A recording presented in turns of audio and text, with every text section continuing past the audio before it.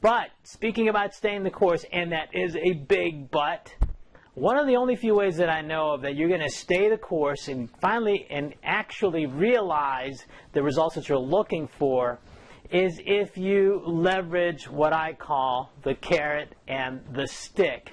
You know, when you first started the 24-day challenge, all you had to do was you had to get really honest with yourself. And what do I mean by that? Do you remember that first day you took that picture? I asked you to take a picture. I asked you to take your measurements. I asked you to take stock of where you were with your weight and how you're feeling and so forth.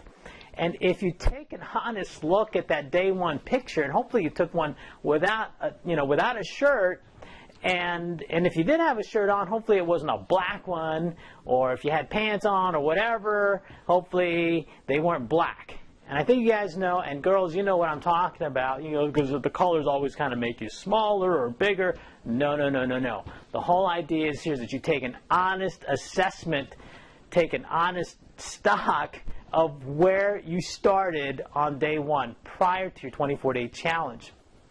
So if you just don't sugarcoat it, and if you don't use softeners and so forth, take honest stock. I mean, talk about, go back to how you felt. Hopefully you got into the 24-day challenge as a result of not just because of how you look and how you weighed, how much you weighed, but also how you felt. I mean, if you're one of those people, self-included by the way, but if you're one of those people that started the challenge and you had all these aches and pains with your joint as a result of the weight maybe, and you were you had a tough time getting out of the car, getting out of the sofa, getting out of the, the love seat or whatever, the recliner, and you're grunting, hey, go back to that. That's what you actually have to look forward to more of, and that's what I call the stick, and that's what you have to look forward to if you don't stay the course. And so you got to leverage the stick. I mean, really get honest with yourself. The whole idea of not being able to button your top collar to your shirt, or maybe you're bending over to tie your shoelace and you have to kind of hold your breath or exhale, but then while you're down there trying to tie your shoelace, it feels like your eyes are going to pop out of your head because you're cutting off the blood circulation, and once again you're making all these funny noises when you're trying to get out of the car. Maybe you bend over to pick something up off the floor.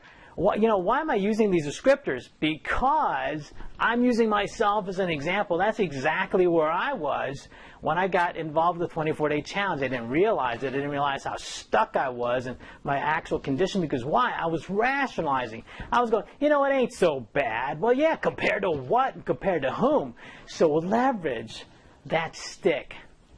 Another way to leverage a stick is to just really get disturbed. I mean, get disgusted. I can't use any other word, but the whole idea here is to be kind of like, I love the movie Home Alone. Remember years ago this kid gets left alone in the house while his parents or something are going off to Europe, and they leave this kid in suburbia somewhere. I think it's New York or Chicago, but anyway, here's this kid home alone, and then he realizes that he's alone, and then he realizes that someone's trying to break into his house while his family is away vacationing during Christmas. So he gets disturbed, and he launches this all-out assault attack on these would-be intruders that are getting ready to invade his home and pillage it. How about the other movie called My Big Fat Greek Wedding? Do you remember that?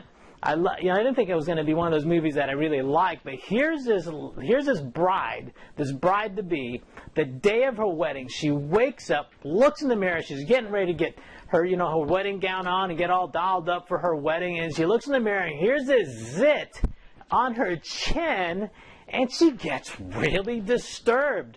I mean, almost like sideways, disgusted. And that's kind of how we have to be. We have to be disturbed. We've got to get disgusted with ourselves.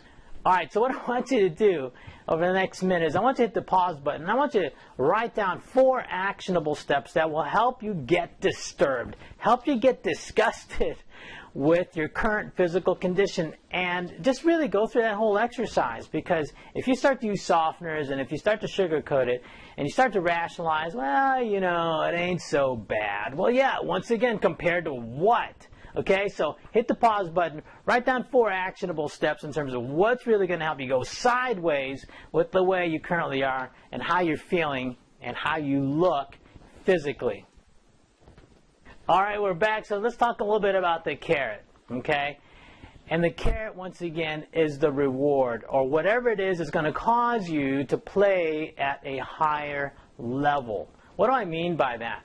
Well, if you ask any athlete, if you ask any doctor, if you ask any teacher, if you ask any mom, any dad, any parent, any spouse, the way they got to play at a higher level is that they just got better. And how do they get better? Well, first of all, I hate to say it this way, but they actually failed. Then they got up again. Then they fell, and they failed, and they got up again. And they studied and became intentional students about what they were about, okay? And so let's talk about sports. When you are on a team, you'll ask any team that's ever played any opponent of any significance, and the ones that they learn from, the ones where they get better from, and the ones that they get stronger, more effective, and win more games off of, are the ones that are better than they are. They're playing at a higher level, and it forces that team, my team, your team, to go harder, to go longer, and to also play at a higher level. The point being is that you've got to raise your standards. Don't settle for, okay? So if you want to play at a higher level and you want to get better, you want to feel better, let's say you want to get slimmer, guess what? You have to get around people who are slimmer, who are more fit than you are. How about the whole idea of feeling differently? Maybe you're just tired of being tired, or you're sick and tired of being sick and tired. Well, then you got to hang around those people that have a lot of energy, that are enthusiastic, and they just seem to be so vibrant, so full and alive, full of life.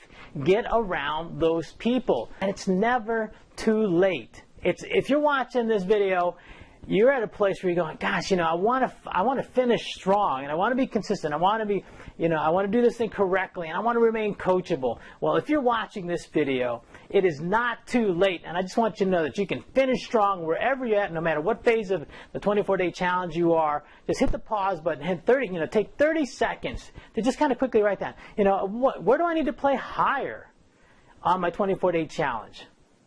Glad you're able to join me on this 24-day challenge coaching tip, and we will chat soon. Slam on.